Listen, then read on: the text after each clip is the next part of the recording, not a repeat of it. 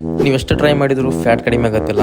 So video ನೋಡ್ರಿ ನಿಮ್ಗೆ help ಆಗ್ಬೋದು. ಸೊ ಇದೈತಿ ನಮ್ದು ವಿಂಟರ್ ಅರ್ಕದ ಡೇ 9. ಸೊ ನಾವು ಬೆಳಿಗ್ಗೆ ಬೇಗ ಎದ್ದ ಫ್ರೆಶಪ್ ಆಗಿ ಪ್ರೀ ವರ್ಕೌಟ್ ತಿನ್ಕೊಂಡು ಜಿಮ್ಗೆ ಹೋದ್ವಿ.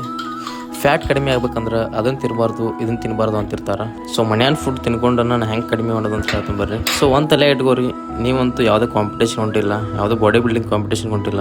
ಏನು ಅಕಸ್ಮಾತ್ ಯಾವುದೋ ಒಂದು ಫಿಲ್ಮ್ ಬರೋದೈತಿ, ಸೊ ಅದಕ್ಕೆ ಫುಲ್ 6 ಪ್ಯಾಕ್ಸ್ ಆ್ಯಡ್ ಮಾಡ್ಬೇಕು, ಫುಲ್ ಸ್ಟಡ್ಡೆಡ್ ಕಾಣ್ಬೇಕಂತಿಲ್ಲ.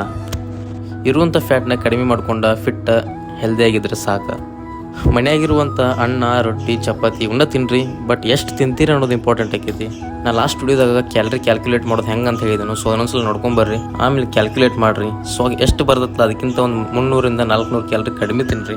ಇದರ ಜೊತೆಗೆ ಜಂಕ್ ಫುಡ್ಸ್, ಶುಗರ್ ಐಟಮ್ಸ್ನ ಅವಾಯ್ಡ್ ಮಾಡಿರಿ. ಯಾಕಂದ್ರೆ ನೋಡಕ್ಕೆ ಭಾಳ ಸಣ್ಣ ಕಾಣ್ತಿರ್ತಾವೆ, ಬಟ್ ಹೈ ಕ್ಯಾಲರಿ ಕಂಟೆಂಟ್ ಇರ್ತಾವೆ. ವಾರಕ್ಕೆ 4 ರಿಂದ 5 ದಿನ ಯಾವ್ದಾರ ಒಂದು ಫಿಸಿಕಲ್ ಎಕ್ಸಸೈಸ್ ಮಾಡಿರಿ. Running, walking, workout, gym anything ಏನು ಬೇಕಾದ್ರೆ ಮಾಡಿರಿ. 4 ರಿಂದ 5 ವಾರದ ರಿಸಲ್ಟ್ ಕಾಣ್ತೈತಿ. ಇದನ್ನು ಕಂಟಿನ್ಯೂ ಡೈಲಿ ಬೇಸಿಸ್ ಮೇಲೆ ಮಾಡಿದ್ರಪ್ಪ ಅಂದ್ರೆ 4 ರಿಂದ 5 ತಿಂಗಳೊಳಗೆ ಹೆವಿ ಡಿಫ್ರೆನ್ಸ್ ನಿಮ್ಗೆ ಕಾಣ್ತೈತಿ. ಸೊ ವಿಡಿಯೋ ಇನ್ಫಾರ್ಮೇಟಿವ್ ಅನಿಸಿದ್ರೆ ಲೈಕ್ ಮಾಡಿರಿ, ಅಕೌಂಟ್ನ ಫಾಲೋ ಮಾಡ್ಕೊರಿ, ಮತ್ತು ನಾಳೆ ಸಿಗೋಣ ಅಂತ.